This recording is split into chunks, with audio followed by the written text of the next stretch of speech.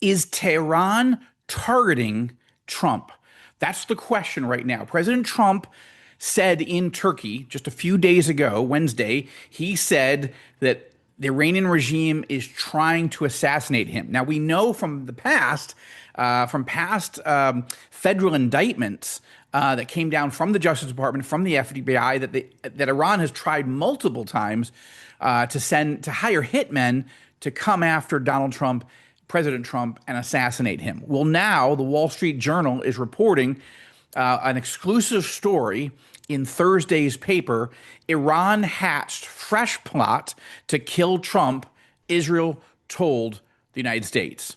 Hi, this is Joel Rosenberg in Jerusalem with an All Israel News report on so much that's going on right now that Iran has broken this ceasefire. Iran has continued firing at oil tankers trying to pass through the Strait of Hormuz. Iran is attacking with missiles and suicide drones multiple Arab countries. As I record this, they haven't fired at Israel, or if they did, maybe yesterday, Jordan and the United States shot those missiles down before they entered Israeli airspace. We didn't have any sirens, didn't have any alerts here, but Iran is attacking, and President Trump has decided to take the gloves off, and I'm grateful for that. I think he was way too generous.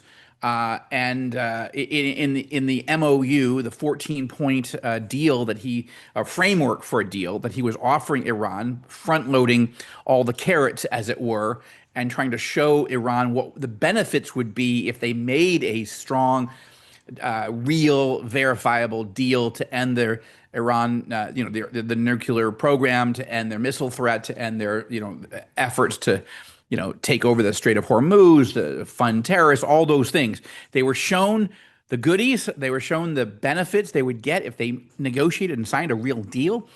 But even in signing the MOU, the Iranian regime, such that it is, the Iranian leadership has broken it time after time after time, and Trump has had it. He has taken the gloves off. He has ordered U.S. forces, military forces, to attack repeatedly. As I record this, more than 100 targets have been attacked by U.S. forces just in the last couple of days. This is good, but the latest developments suggest that Iran is crazy. I mean, I think we knew this: crazy, evil, and dangerous. We are seeing this report from the Wall Street Journal, and I just want to read you a few pieces of it, because you have to understand how dangerous and desperate Iran is. They're not winning. Their Air Force is gone. Their Navy is gone. Their nuclear weapons program is gone. 85% of the missile program is gone. But they still have cards to play. They still, but the main thing is they are acting like they are a superpower, and they are not only attacking international shipping, attacking American allies. They're trying to attack American forces in the Gulf. They're trying to kill. They're trying to destroy. They're trying to damage, and they're publicly threatening Donald Trump, President Trump. Now, let me read a few sentences from this Wall Street Journal exclusive article that came out on Thursday. It begins by saying Israel shared new intelligence with the United States that it said indicated a fresh Iranian plan to kill President Trump. People familiar with the matter said. A finding that would mark an escalation to the war between Washington and Iran. Iran for years has vowed openly to retaliate against Trump for the assassination of Qasem Soleimani, who was a top general in the Islamic Revolutionary Guard Corps, the IRGC, in President Trump's first term. Now, as you go through the article,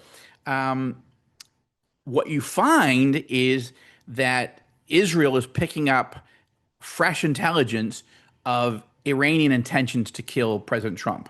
President Trump himself said this publicly on Wednesday, and I'm going to get you the quote here. President told the press they want to take out, the Iranian regime, they want to take out the U.S. leader, me. I am on every list. I saw this morning. that I'm on every single one of their lists. And so far, I guess I've been a little lucky, but that maybe doesn't last very long. That was President Trump on Wednesday talking openly about an Iranian plot to kill him. Now, the fact that the president wasn't in the secure situation room or at the White House where the Secret Service feel confident that the president would be safe was a challenge because the president was at the G7 summit in the Turkish capital of Ankara. That's close to Iran. That is within striking distance of Iranian ballistic missiles. This is Turkey is a country that's supposedly a NATO ally. I mean, technically it is, but it's certainly not acting like an ally. And Turkish President Recep Erdogan has threatened to invade Israel, has threatened to take over Jerusalem, has called Erdogan and his foreign minister and senior advisors have called Israeli Prime Minister Benjamin Netanyahu the Hitler of our time, that he's genocidal, that Israel is committing genocide in Gaza, and so forth. But meanwhile, that's talk. It's dangerous talk. It's provocative talk, and Israelis are taking it seriously.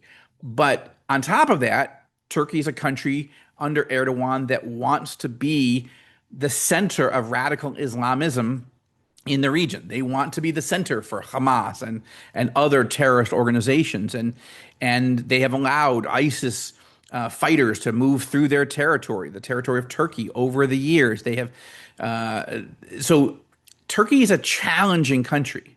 I would say an increasingly dangerous country. The point being, there are a lot of terrorists and people allied with Iran and with other terrorist organizations and countries that are crisscrossing through Turkey. And so it was very interesting to watch President Trump make some choices that we can't fully explain, except that it seemed to be based on security threats to Air Force One and to him personally. What do I mean? President Trump came to the G7 on the $400 million 747, repainted, refurbished, re-outfitted and all, retrofitted to be an Air Force One, a new Air Force One. It was given to the United States by Qatar. Qatar that has hosted all the top Hamas leadership over the last several years. Qatar that has allowed or has given hundreds of millions of dollars, more than $300 million to Hamas in Gaza over the years. Qatar that is trying to be an ally of the United States coming out of one side of their mouth, and then the other side of the mouth, they're very, very close to Iran, literally right across the Gulf. But also strategically, they have a very close relationship, the Qatari leaders, with the Iranian regime, and Qataris thought that they would be immune, therefore, from any retaliation that Iran would do when President Trump and Israel went to war in Operation Epic Fury on February 28th and the days and weeks that followed. But that was not the case. Qatar got hit by dozens of Iranian missiles, and they were shocked. And so the best reporting that we've seen so far is that Qatar actually sent a small delegation to Tehran to try to somehow, we don't know the details, but persuade what was left of the Iranian regime not to attack Qatar. My point being, Qatar is not a country that I trust. I don't like that they gave President Trump in the United States a jet to be Air Force One. And President Trump is using it until it was time to leave Turkey. And then President Trump didn't feel comfortable, or the Secret Service didn't feel comfortable, or the United States Air Force, the military, did not feel comfortable with Trump being on that plane. Why? The new Air Force One from Qatar. Why? We believe from public reporting is that new Qatari-built Air Force One doesn't have missile defenses on it like the original Air Force One. So they literally, the United States flew one of the original Air Force Ones. There's multiple models. They brought it in so President Trump could fly out on that. What we're watching is the President of the United States is saying Iran is trying to kill me. Iran is saying we're trying to kill President Trump. Why did I say that? Because just a few days ago, when there was this massive multi-day funeral ceremony for the slain, assassinated leader of Iran, the so-called described, self-proclaimed supreme leader of Iran, Ali Khamenei, they just had this massive multi-day state funeral for Khamenei. And what did we see in the streets? Massive banners and small individual signs and multiple types of signs that says, "We will kill Trump." That's what the Iranian people and the Iranian regime are saying. In fact, speakers at, were giving eulogies, threatened openly, "We will retaliate. We will get vengeance. We will have our day of vengeance. We will assassinate Donald Trump." That's being openly spoken from Tehran this week. And then you've got this new Wall Street Journal exclusive story today saying Iran hatched fresh plot to kill Trump, Israel told the United States. Where does that leave us? It leaves us in a situation in which President Trump has to take what's left of the Iranian regime seriously. He has got to punish them and destroy all of their offensive military capabilities. He got a lot done in partnership with Israel starting on February 28th. But as you'll recall, about a month ago, Trump hit the brakes, hit pause, and he negotiated through his vice president, J.D. Vance, a ceasefire deal and 14 points of a memorandum of understanding, an MOU, designed to create the framework through which the United States and Iran would actually negotiate a final deal. I thought it was too generous, as I mentioned earlier. I don't trust the Iranian leadership. This is, they're the third tier. Those are the third string leadership in Iran. The first string, Khamenei and his inner circle, they were all assassinated in the early minutes, the opening minutes of the war on February 28th of this year. Then in the weeks that followed, as the next tier took over, the deputies of that top tier, they were all assassinated as well. So now we're dealing with the third tier. These are not smart people and they are not good people, but they're also not the cream of the crop in Iran. These are people who were underlings, evil, wicked, diabolical, but not strategic. And now they're running Iran and they want vengeance. They don't want a deal. I wish they did. There's a part of me that wishes that President Trump was right several weeks ago when he negotiated this deal with J.D. Vance, and that Iran would accept a final deal in the coming days or weeks that would prevent Iran from ever enriching uranium again, would send all of its enriched uranium and all its nuclear machinery out of Iran to the United States or some trusted ally, forswear ever building missiles again, forswear ever funding terrorism again, and promise, in blood, as it were, not to take over the Strait of Hormuz and not to impose tolls or fees or anything on ships moving through the Gulf. Absolutely.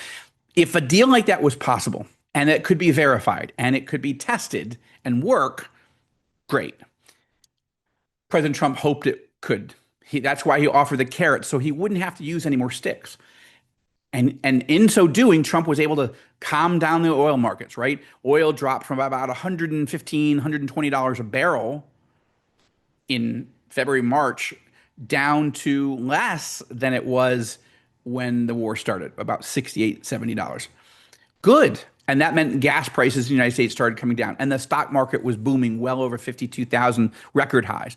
But Iran proved what I thought and what we've said on All Israel News from the beginning. We did not believe that the Iranian leadership was serious. And we believed that Trump was being way too generous and way too trusting in offering all these carrots, that would not persuade this apocalyptic, genocidal, wicked terror regime that had killed 42,000 of their own people just in January. It wasn't going to work. Trump now recognizes his mistake, that he tried and it didn't work. And now he says he's willing to talk and send negotiators to keep talking, but the ceasefire is over. The MOU is not operable anymore, and the United States is attacking consistently in recent days Iranian military targets. This is good, and I think we all have to process that Tehran is targeting Trump. This is an act of war. This is not Iran's leadership, what's left of it, going, okay, okay, we've learned our lesson. Let's call it a day, end all this, and we'll give up. So President Trump is doing the right thing by saying the deal is off, saying the ceasefire is over because Iran violated it day after day after day, and now Trump is attacking consistently. We need to pray for President Trump. We need to pray for his senior leadership that they have wisdom to know how to end the Iranian threat once and for all. I mentioned this in a podcast, the Inside the Epicenter podcast I do for the Joshua Fund. We've been writing about this on All Israel News. I did a column on it. That evangelicals should feel good about what President Trump is doing, but we need to pray because it's not clear to me exactly how Trump wins. I think he can. I pray that he will. And he's on the right path now. But there are risks, and we have to understand just how serious this is, that the Iranian leadership, they are dangerous, they are vengeful, they are openly talking about their plan to assassinate President Trump, and Trump needs to take action. And in my view, I pray that he takes the type of action that will lead to the collapse of the Iranian regime, what's left of it, and that the Iranian people would rise up and overthrow this wicked group of people and set themselves free. I don't think the United States should send any, or certainly not hundreds of thousands of troops into Iran for a regime change war like we did in Iraq. But I believe we need to take decisive, strategic, tactical, shrewd moves to protect ourselves and our allies, Israel and the Arab world, and end this regime, set into motion the end of this regime and its threat to the United States, Israel, and our other allies once and for all.